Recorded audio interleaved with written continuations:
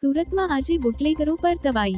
વરાછામાં Bombay colony ખાતે મહેન્દ્ર ઉર્ફે ગુલ્લુ નામના બુટલેગરના ગેરકાયદે બાંધકામ તોડવામાં આવી રહ્યું છે. પાલિકાની જગ્યામાં પતરાના શેડ બનાવી ગેરકાનૂની પ્રવૃત્તિઓ કરવામાં આવતી હતી.